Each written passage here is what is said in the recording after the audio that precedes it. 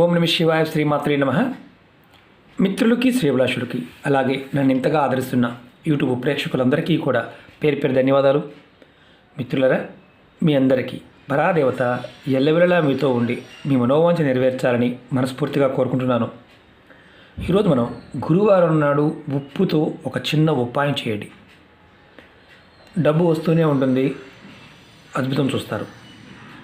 ఇదేంటి గురువుగారు, ఉప్పుతో డబ్బు ఎలా వస్తుంది అని మీకు అనుమానం రావచ్చు.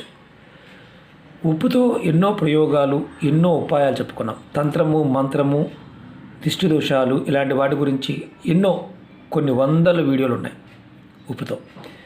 ఉప్పు మన జీవనంలో ఒక భాగం. మనం ఉప్పుని లక్ష్మీ స్వరూపంగా చూస్తాము, అలాగే శక్తి స్వరూపంగా చూస్తాము, అలాగే శుక్ర స్వరూపంగా చూస్తాము, చంద్ర స్వరూపంగా కూడా చూస్తాము. దీన్ని వినియోగించడం తెలిస్తే ఆయుధం మన చేతిలో ఉన్నట్టే. చాలామంది తెలియదు.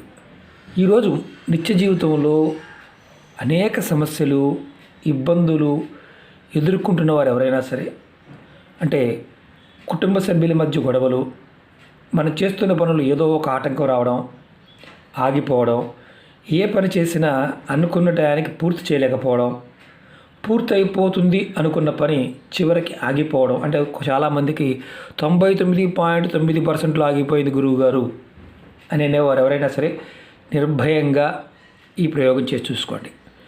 30 సెకండ్లోనే మార్పు వస్తుంది. అంటే ఎందువల్ల అసలు అలాంటి సమస్య ఎందుకు వస్తుంది, కారణం ఏంటి, ఇది మీకు తెలియకపోవడం వల్ల సమస్య. మీరు ఎవరికి వారు చేసుకోగలిగే తేలికైన అత్యంత శక్తివంతమైన ఉపాయం. ఈ ఉపాయానికి వాడవలసింది కల్లుప్పు, గల్లుప్పు, రాతిప్పు, సముద్ర ఉప్పు.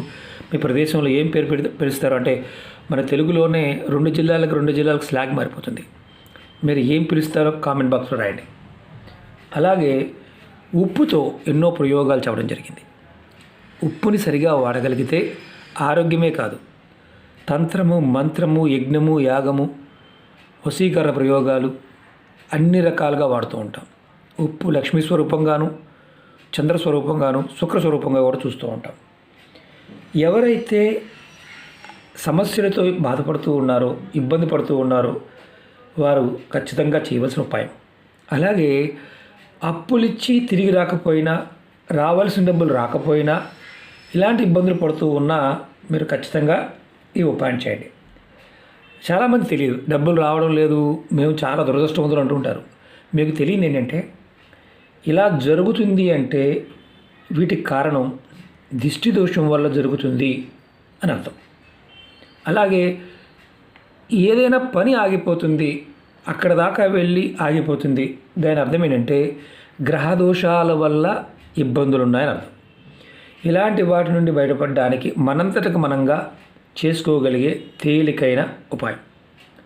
ఈ ఉపాయాన్ని మీరు చేయటం వల్ల ఖచ్చితంగా బయటపడతారు. మీకు ఇమీడియట్గా మార్పు కనిపిస్తుంది. అంటే చేసిన తర్వాత అర నిమిషంలోనే మార్పును చూడగలిగే అవకాశం ఉంటుంది. వీటన్నిటి నుండి బయటపడడానికి ఈ ఉపాయం చేసి చూడండి. ఖచ్చితంగా అందరూ చేయండి. ఎవరికి వారు చేసుకోవాల్సింది. మనం వేరే వారికి చేసే ఉపాయం కాదు, ఇది ఎవరికి వారు చేసుకోవాల్సిన ఉపాయం. మీ సమస్యలు, ఇబ్బందుల నుండి బయటపడటమే కాకుండా మీ డబ్బు రాబడి పెరుగుతుంది.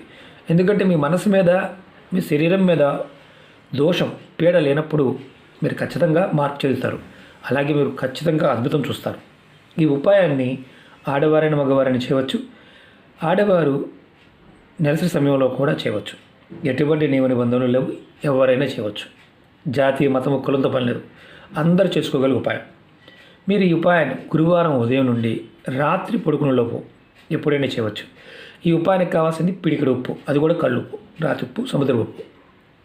ఈ ఉపాయం చేసే ముందు చాలా ఇంపార్టెంట్ ఏంటంటే, ఈ ఉపాయం చేసే ముందు ఎవరితో చెప్పకూడదు. ఎవరితో చేసిన తర్వాత కూడా చెప్పకూడదు. కుటుంబ సభ్యులుగా మాత్రమే చెప్పవచ్చు. అంటే ఓన్లీ కుటుంబంలో నలుగురుంటే వారికి చెప్పవచ్చు, కానీ ఇది చేశాను అని స్నేహితులకు కానీ బయట వారికి కానీ చెప్పకూడదు. ఈ ఉపాయంలో ఉన్న ఒకే ఒక నియమం. ఇది చాలా ఇంపార్టెంట్. మీరు ఉప్పుని, పిడికెడు కల్లుప్పుని ఇలా చేతితో తీసుకోండి. మీ కుడి చేతిలో తీసుకోండి. ఇలా కుడి చేతిలో తీసుకోండి.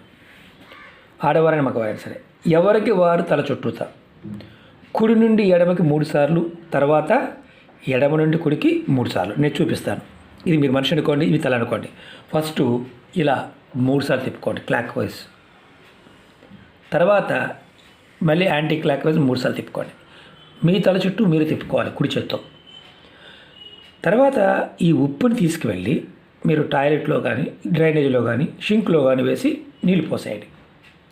ఈ ఉప్పుని వేసి ఇది ఏ గదిలో అయినా ఈ ఉపాయం చేయవచ్చు, ఏ దిక్కున ముఖం పెట్టైనా చేయవచ్చు.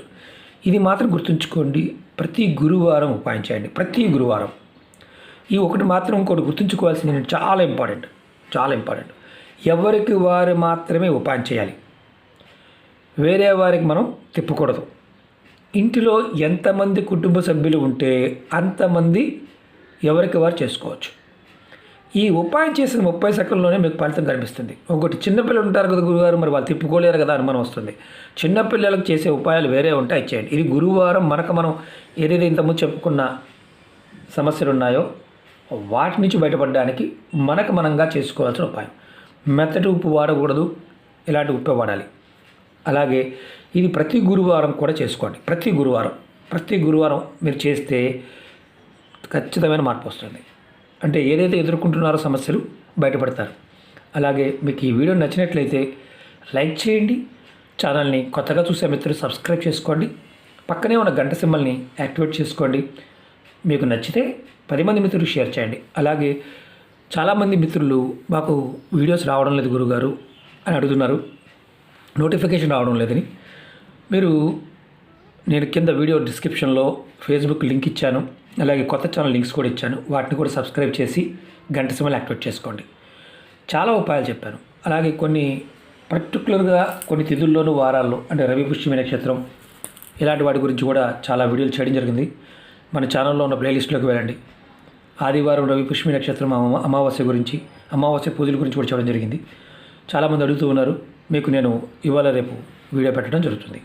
అలాగే ఏదైనా సమస్య మీద మీరు ఏదైనా ఒక సమస్య ఉందనుకోండి, ఆ సమస్య గురించి మీరు వీడియో చేయాలి, లేదంటే అది ప్రయత్నం చేయాలి అని మీరు అనుకుంటున్నప్పుడు గుర్తుంచుకోవాల్సింది ఏంటంటే, అసలు ముందు మీరు మానసికంగా చేయడానికి ప్రిపేర్ అవ్వాలి. ఎన్నో వందల వీడియోలు ఉన్నాయి, ప్రయత్నపూర్వకంగా చేస్తూ ఉండాలి. అలా చేయకుండా మనం వదిలేస్తే, అంటే ఓకేలే మనకి అవుతుందా కాదా ఇలాంటి సందిగ్ధంతో ఉన్నవారు పొరపాటు చేయమాకండి. అవుతుందా కాదా అనే క్వశ్చన్ వచ్చింది అనుకోండి, పొరపాటున ప్రయత్నించవద్దు. ఎందుకంటే ఏ ఉపాయమైనా సరే ప్రాకృతికమైన ప్రేరణ కావాలి. మీ మనసులో ఆ సమస్యకు సమాధానం దొరుకుతుందన్న భావం కలిగినప్పుడు మాత్రమే ప్రయత్నించండి.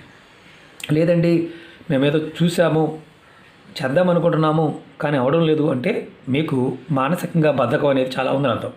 అలాంటి బద్ధకం కూడా పోగొట్టుకోవాలంటే ఈ ఉపాయాన్ని కంపల్సరీగా చేయండి. ఓకే మిత్రులారా, ఓం నమః శివాయ, శ్రీమాత్రే నమః.